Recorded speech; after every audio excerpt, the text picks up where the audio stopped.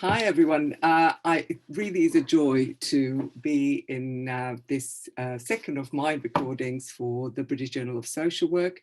It concerns volume 51, issue 2, and this time, for the first time, we have 3 speakers on our panel. So, and we are talking about 3 papers.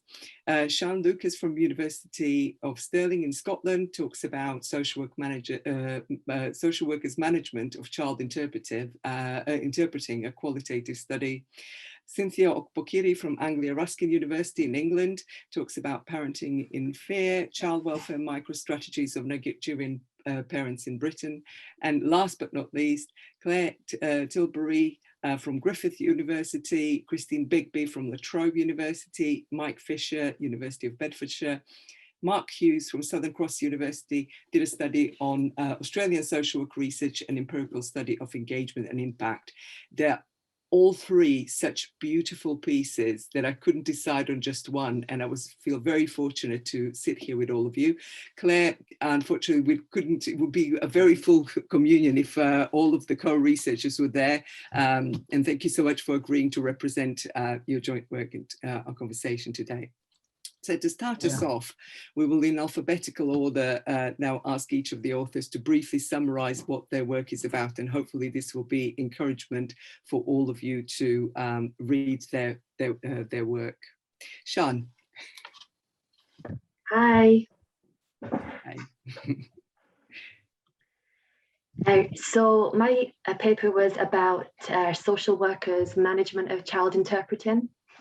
So I came to be interested in this topic from when I was a student social worker working in London, and it was just I found it quite interesting because there was policy and guidance in the local authority I was working in, which said quite clearly that children should never be used as interpreters.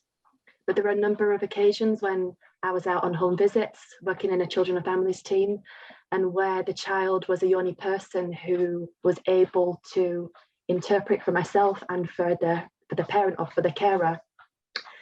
And one of the things that I noticed was that there seemed to be inadequate interpreting provision to cater for the needs of the service users that I was working with. So I became interested for those reasons, really recognizing there was a gap between what was said in the policy and what was happening in practice. And it seemed to be kind of something where people realized that it could be a problem, it was problematic to use a child as an interpreter, but there was also a sense of, well, what else can we do? Because there are so many languages, there are over 500 languages that are spoken in London alone. So therefore, sometimes we're faced with interpreting shortages, we're faced with cuts in our budget, and also time pressures, working in times of crisis, which mean that sometimes, unfortunately, children are used as interpreters. I'll just pause there and just say that noise you heard was Sky. So she's just she's a bit of a sensitive little dog. Sorry, I didn't introduce her appropriately at the beginning. You might hear her, yeah, as we go on. Good. So really what I'm exploring in the article is about how social workers conceptualize child interpreters and the way that they speak about managing these encounters. There's just a carrot that I'm going to give there. And so some of the things that I found, and I hope like the readers will find like quite interesting, is this understanding of, although social workers recognize that language is a right, and they recognize that there's so many benefits of multilingualism in itself, that there was a tension between involving children in interpreting encounters, and that related to the law. So recognizing that children have a right to be able to express their wishes and be involved in assessment processes, but also understanding and identifying some tensions between, I suppose it was tensions between what it means to be a child. So this discourse between this parentification discourse that children need to be protected, and that they're not necessarily able, they're not necessarily competent linguistically, emotionally competent to be able to interpret accurately.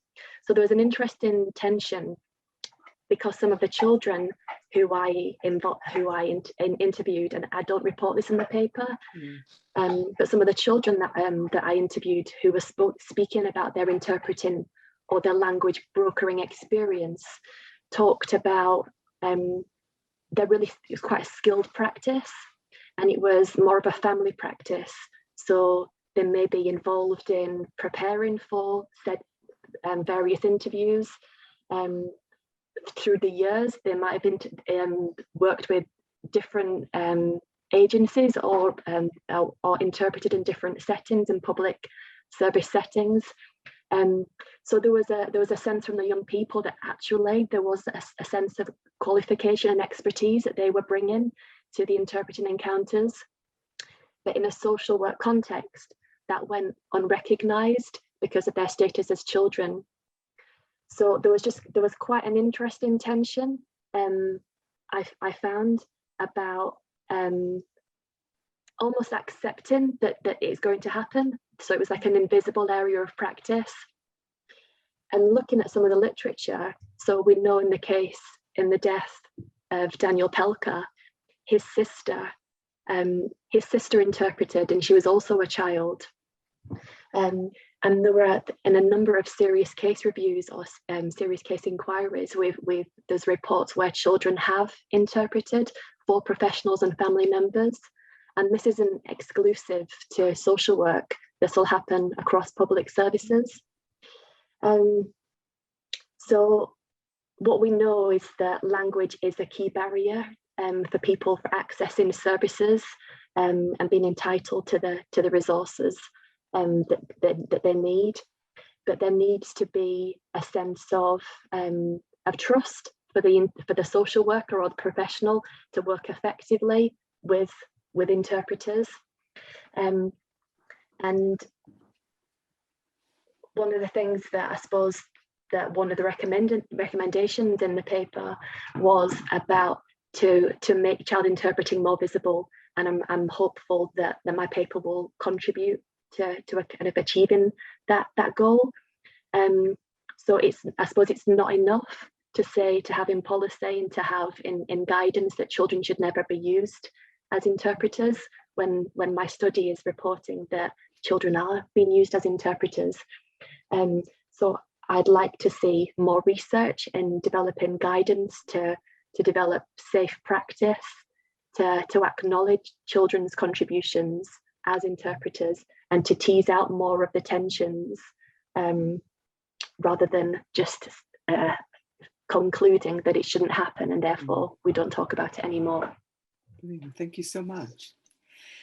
Cynthia, we're going to summarise all three studies first and then have a joint discussion about them. So Cynthia, do you mind also summarising your work?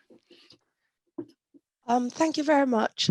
I became interested in the topic that I actually researched whilst I was practicing as a child protection social worker in London.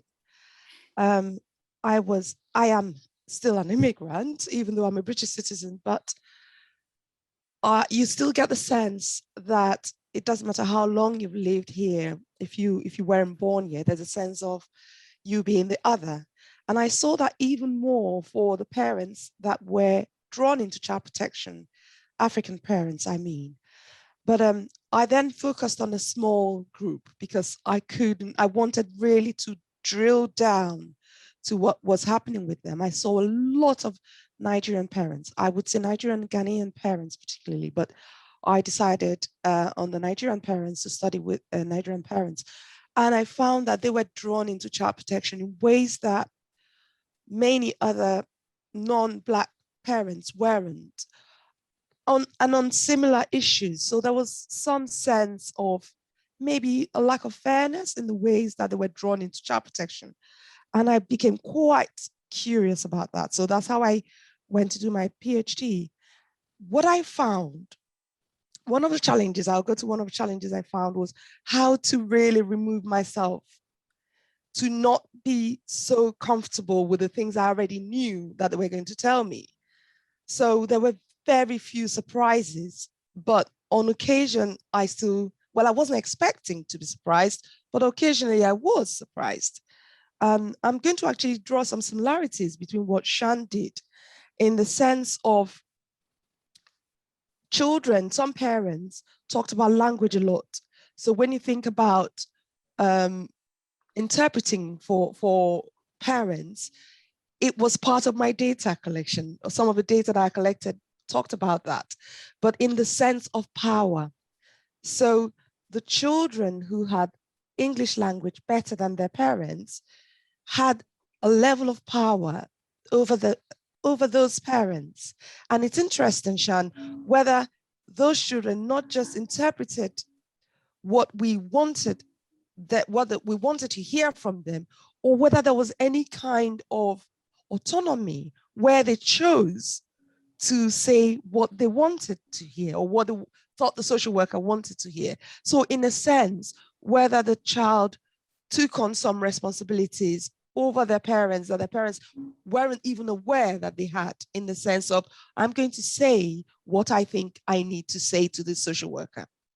And so interestingly, parents felt disempowered by a lot of the ways that child protection practitioners worked with them and their children. So it was almost a tension between parents and their children because of child protection services.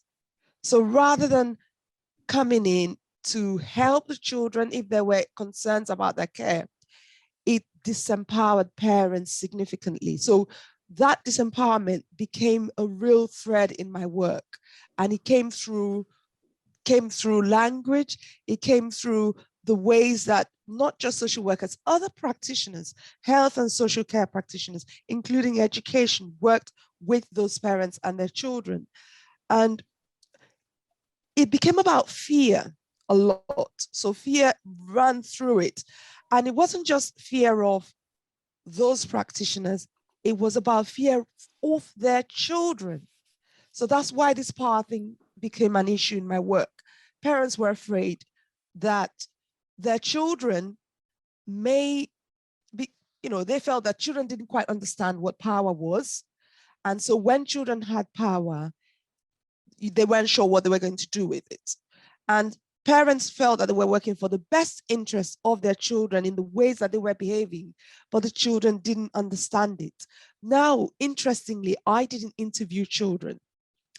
And definitely that's an area that I want to go into. I want to interview second generation Nigerian children in the UK, born in the UK. So that's my hope, and very soon too, because it'd be interesting to maybe put some of the comments from their parents to them to see how they interpret what was also going on.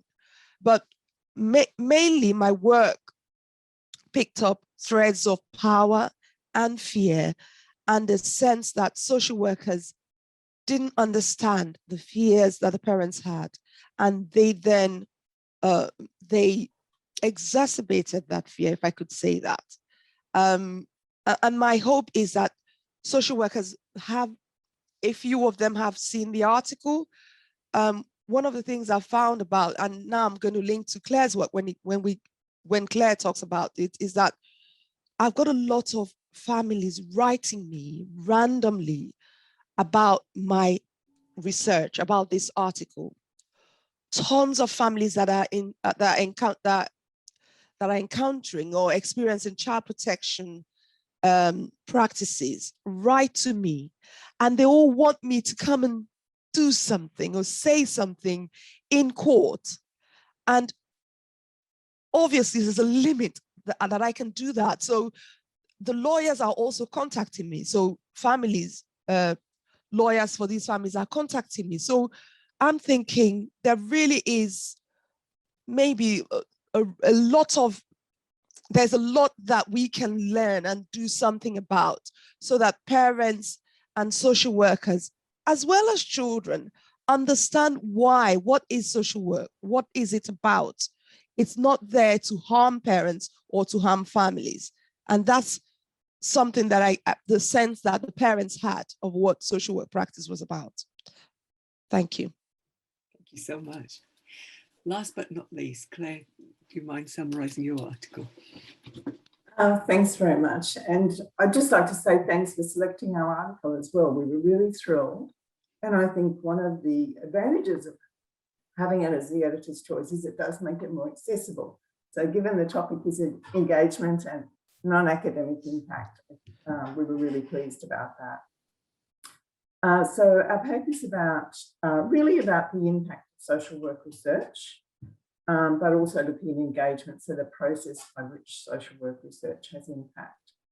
And I'll just start by saying there are some differences in how impact is sort of conceptualised in Australia and the UK. So first of all, impact is measured in research assessment exercises in both the UK and Australia.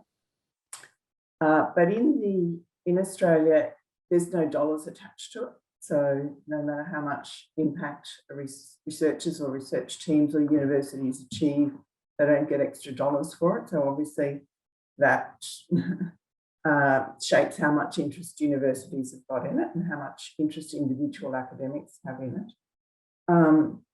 But also in Australia, engagement is counted. So the efforts that academics and research teams make to engage with non-academic audiences, policymakers, practitioners, service users, is counted here. And we think that's a really good thing. And I think it's perhaps not so valuable in UK research assessment. In a sense, the engagement is discounted unless it achieves impact. And I think the two things, as we have found, are quite intertwined. You certainly can have one without the other, but they both are important. So we examined social work research impact by doing 12 case studies of social work researchers, quite senior social work researchers. And we were actually quite surprised by the extent of impact that their research had had. And they had an impact in three areas: in legislation and policy change, in practice and service delivery, and changing some practices and shaping service delivery in some areas, and to a lesser extent, impact on the quality of life of people who, who their research was about. But I think, so as well as the actual impacts, which were quite impressive from these social work researchers, we really wanted to look at the process by which they achieved impact. Because we're reasoning that most impact models are fairly linear. They sort of assume that you do some research and you make some findings and they've got implications for policy or practice or the community. And once you disseminate those findings to non-academic audiences, your research partners and so on, then they'll take it up because it'll make sense and it'll be logical. And of course, in the world of policy, it doesn't happen that way. And we reasoned that social work research achieving impact was probably going to take a different pathway to that sort of what's loosely called research translation. You know, you develop something in research and then it gets taken up in the field. And we also wanted to look at research impact because we think of, aside from research assessment exercises that government carries out, in itself, impact has always been important to social work research because we're an applied discipline. And most of us, whether we're practitioners or social work managers or social work researchers, we're doing it because we want to make a difference. And that's what impact is, right? It's making a difference in the non-academic world.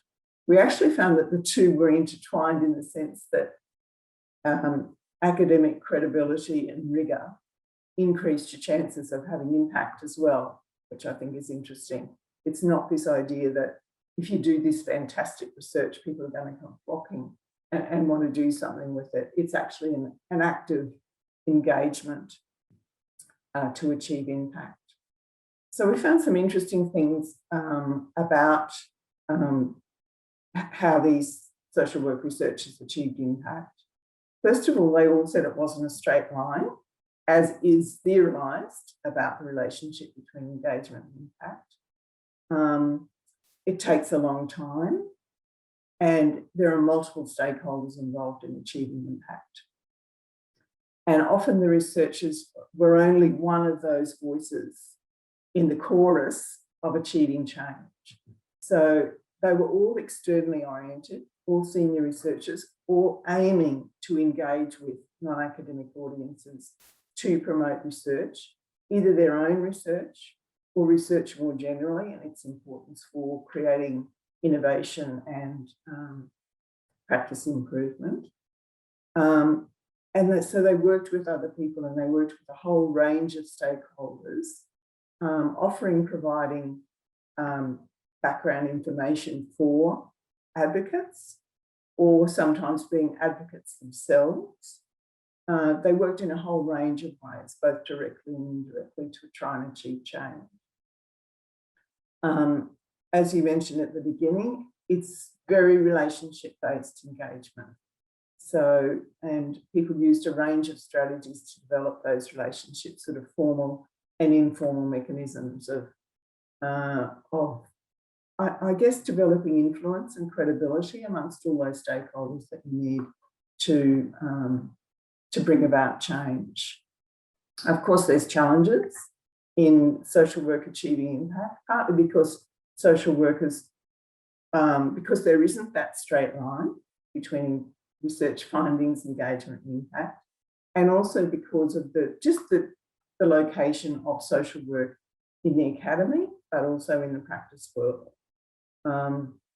Often social work researchers don't have a social work workforce that they're directly communicating with, as you might if you are a legal researcher and you've got an identifiable occupational group. Social work as a group tends to be more dispersed, certainly in Australia, I think in the UK. So, yeah, I mean, I think that invisibility of social work occupationally and in the academy is a challenge to achieving impact. So, look, I guess that there are some of the main messages, and we can talk more about impact. I'd just like to say I think it's really important for social work researchers to understand how impact happens. And that was our motivation for doing the article. You know, having an external orientation, having a program of research, and really actively trying to achieve impact, regardless of how you or university and the government or whomever wants to counter it. Thank you. Thanks, I'll leave it there. Thank you so much. There is a kind of joint theme of making something that was marginalized and invisible a bit more visible, and bring it into the spotlight and try to engage with a different type of understanding. Is there anything else? This is open for all three of you, really. Having now kind of re-engaged with each other's work, is there something? This certainly was one of the things that came to me as you all spoke. It's about, and particularly for Cynthia and for you, Sian, that your research came from your practice experience that then motivated your and shaped your idea of what you wanted to research for your PhDs. Is there anything else that you picked up from each other's work and engaging with it again? Yes, it's Claire's work that I've still been reading, and her colleagues. I found it really interesting because there is definitely, even in the UK, a push towards research that brings in, shall I, dare I say, funding. And if it's about the kinds of engagement from people, maybe like my participants, Black African parents, maybe there's less interest if it's just about them, and it doesn't then link to maybe funding for them in that sense. So if it's around funding, whether for the participants or that particular group or the researchers themselves, then it's interesting and you get this encouragement to go and do more. But if it's this kind of moral or symbolic engagement or impact, would I say, you don't get the kind of excitement from the funders. And I'm going to say thank you very much to British Journal of Social Work for bringing this on, inviting me here to talk about this, because I can't imagine anywhere else where people will be interested in this topic, because it hasn't got any money attached to it in that sense. And when I respond to a lot of the families that have been writing to me in great pain, in serious trauma, a lot of them, desperately worried. And I feel quite helpless myself, because some of what they're saying, I think just needs someone who can see it. It's so obvious that you want to say, but why can't the practitioners that you're working with see this? And it then troubles me. How much more can I engage? How much more can I work with other practitioners and policymakers and social workers, and not just health and social workers, other health and social care practitioners, to see some very obvious things? And Ria, this goes back to what we talked about earlier, where I said I had to work hard to make strange what appeared utterly familiar to me. And when I engage with a lot of these parents, you can see that they're desperate for their children to do well. So it's about the good life. And I think to myself, there's so many authors, so many writings about aspiration. We even ask that in practice, don't we, Shan, that you go to a parent and you want to ask, what do you hope for this child? If you start there and you can see that this parent is desperate for this child to do well, to have a good life, if a parent has that, you've got a lot to work with. But to silence that tells me that the social workers are working from an uncritical view, uncritical lenses of these families. But back again to Claire, engagement. How does someone like me get back to sharing this and engaging with it to actually change practice? I don't know. It also is kind of around beyond risk and moving beyond risk narrative, which you mentioned, Shan, as well, and the serious case reviews. Yeah, but I think what you've said, Cynthia, is a really good example of just how powerful research can be. I mean, people sometimes think about research as being academic or esoteric or not connected to the real world, but it just shows you how a published article has a power and it provides a status and a value that goes beyond, the practice realm. And I think it's really important to hold on to that. You might not see it for a while. It's a bit like social work. It's like all social work, isn't it? Sometimes it's really hard to see the change. And that's the life works. You've got ahead of you there is trying to get some of those messages out, because they're not, it's complicated, bringing about change. But I think what you've really shown us is that research is a vehicle for that sort of change, for addressing that sort of inequality and powerlessness that those parents you spoke to expressed. So look, I wouldn't presume to tell you how to get research funding in the UK. Research funding is really hard to get. But I think working with other stakeholders is important. Keeping on producing research on that topic is important. I think it's unrealistic to think a single study is going to bring about change. And while you do think of your work as a single study, there's other research out there that your research links to. And I think finding all of those linkages is really important to achieving impact as well. And that goes to not just networks with service users and advocates, but also with other researchers who are out there like you trying to bring about these sort of changes, in the same way that Shan is trying to do that as well, trying to make visible an issue that's really not talked about much at all. Yeah. Shan, I think you were going to say something earlier. Yeah, I'm just kind of reflecting on what's been said so far. I think it's so my this study's just been published, but the data collection happened, I think maybe 7 years ago.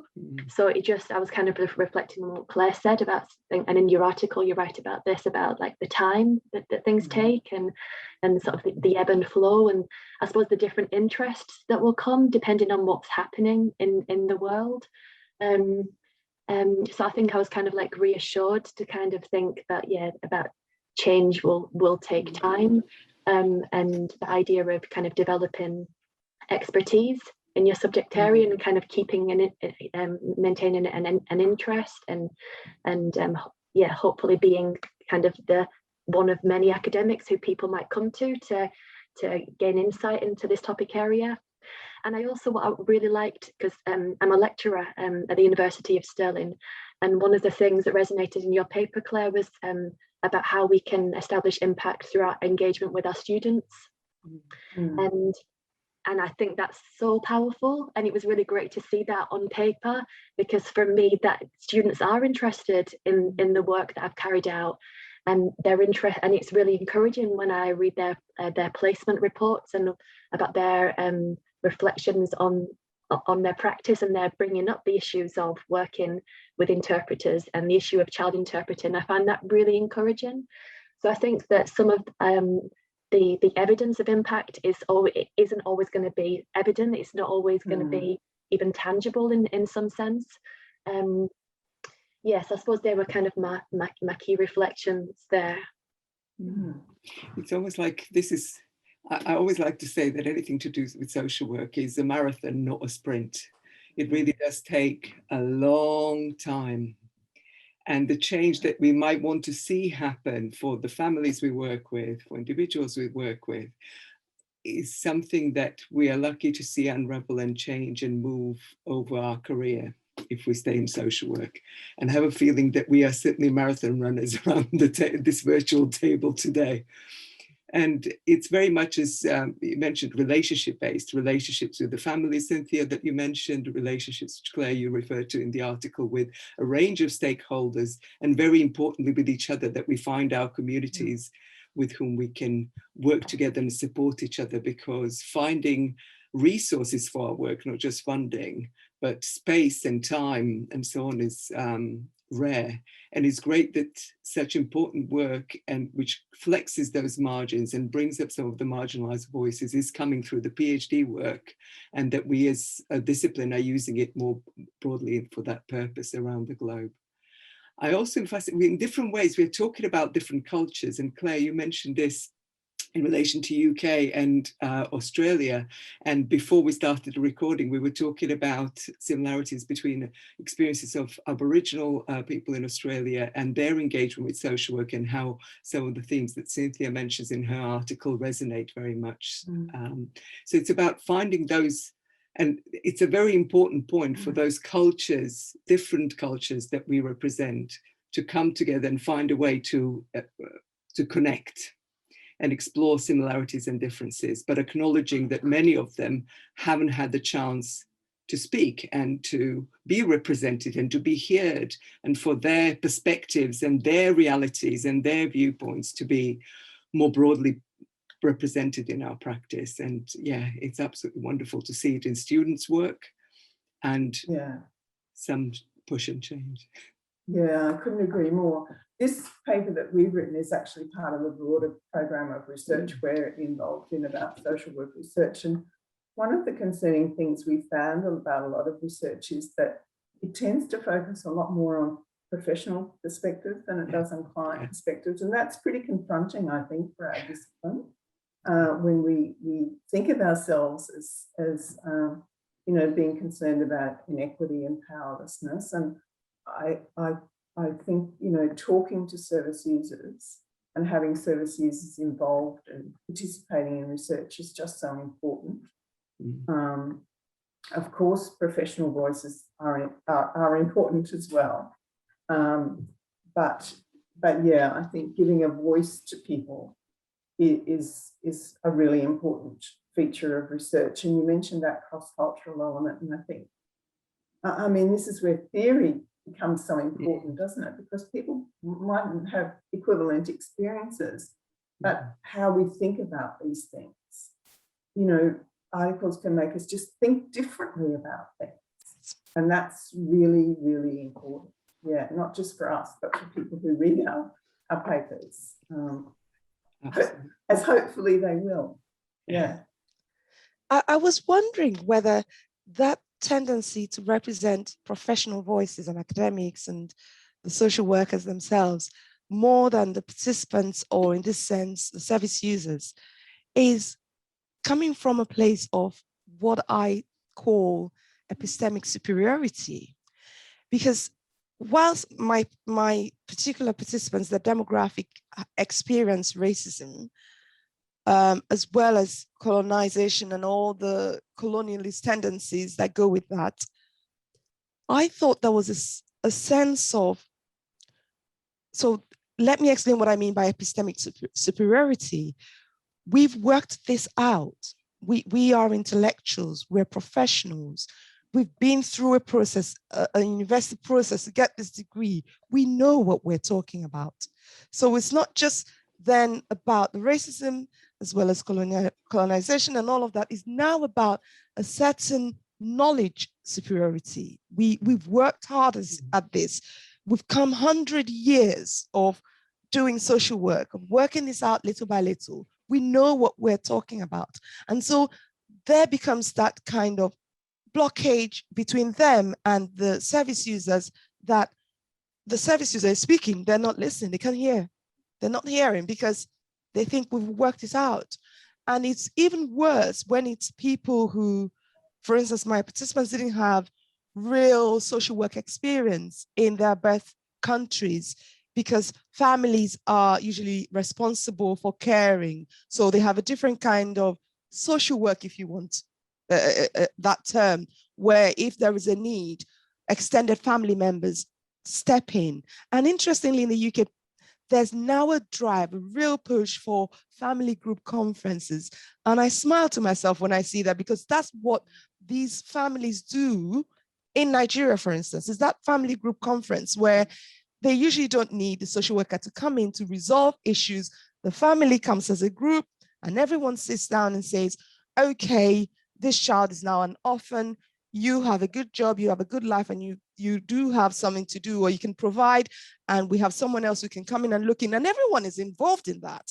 So that's back to family group conference. So I'm wondering whether that epistemic superiority really is our challenge. We need to stop thinking that we've worked this out, that we know better than our service users, and really listen, going back sometimes a little bit to the basics of how a family is, what a family is, how you mitigate risk without causing extra suffering for everyone.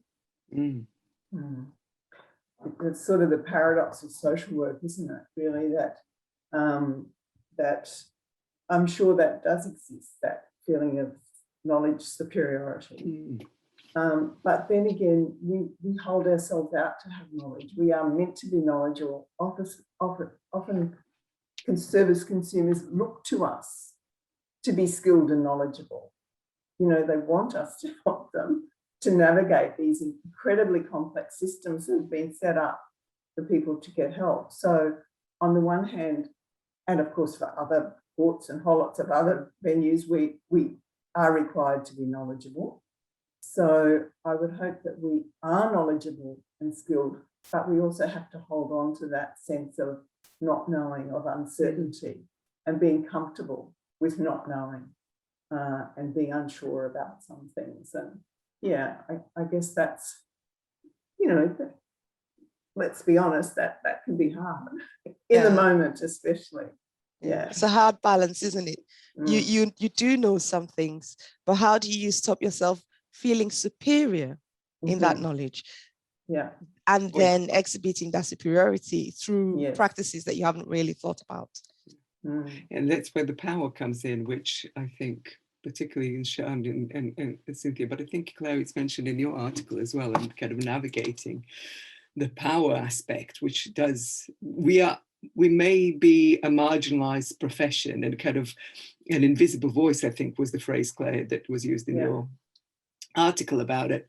But at the same time, we may make others invisible through our work if we focus just on professional perspectives and not those of service users and carers that we work with. And issue of translation is important, which of course Sian writes about, because it's great that you mentioned family group conferencing. Recently I was thinking it might be one of very few examples, because it was developed through working with Aboriginal families. And I think it's one of very few examples. It is mainly English based because of the colonial aspect of the practice that we inhabit. But it's one of very few examples of coming from Aboriginal cultures or any marginalized cultures and being adopted in the UK, for example. And not finding that superiority of particular type of white knowledge, usually from Northern America and Northern and Western Europe, being imposed to understanding a range of cultures that we engage in. Yeah, and that actually came from New Zealand, Rayma. Yeah, from, yeah. New Zealand. So Yeah. Maori, the Maori, yeah, peoples of New Zealand. Yeah, apologies. Yeah. An important correction. Yes. Interestingly, even in Africa, that's centuries ago. That's what they practice. In parts of Zimbabwe, it's called going under the tree. That's what family group conference is, because when you go to under the tree provides shade.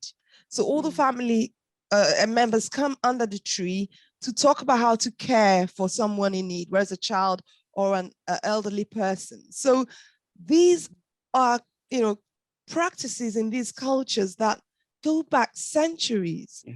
Interesting. Yeah. And it's cultures of collectivity. And that's something else for us to kind of find a way how to navigate, because we focus on individuals and we focus on families so much. And while there is a great acknowledgement of the structural aspects of what we do, the word we as a profession, I think that's the only collectivity we afford ourselves when referring we as social workers, although we are a very diverse tribe of professionals. And it's wonderful actually to have you all around the table, that you bring those different voices to the fore. We're coming to the end of our video, so I just wanted to give a chance for all of you, if you have any final thoughts for people, to encourage them to engage in this type of research and with it. Yeah, I mean, just to acknowledge that I don't think there are enough studentships for social workers who are interested in pursuing academia, certainly in the UK. So I suppose I'd like to see sort of more engagement between the academy and between our profession, our social work profession, because it's so important to be aware of current issues that are happening in practice, and also for it to be a reciprocal process. So for our messages as researchers to be translated and shared back into practice. And Cynthia had some really nice examples of staying in contact with some of her participants. So I think it's important that even things like a salary, like a decent salary is paid to encourage practitioners to think about pursuing a PhD or professional doctorate. I think that's really important. And also this sense of trying to mobilize trust between the professions. So it's a really important job for us as researchers to be uncovering difficult areas of practice and then translating those back into practice. But I think there needs to be this the recognition that when we're disseminating our research, that it's going to be going back to the key stakeholders, and that eventually that we will hopefully see some perhaps changes in practice, or some ways that it's influenced thinking and our practice and people's practice, and improved life chances and well-being. I echo everything you've said, Lovely. Sian. So I'm not going to add to that. You've said everything I was thinking. Brilliant. Yeah. I have one additional note. This video is going to go out to via British Association of Social Workers to all of their members. And so if you're here with us, hello.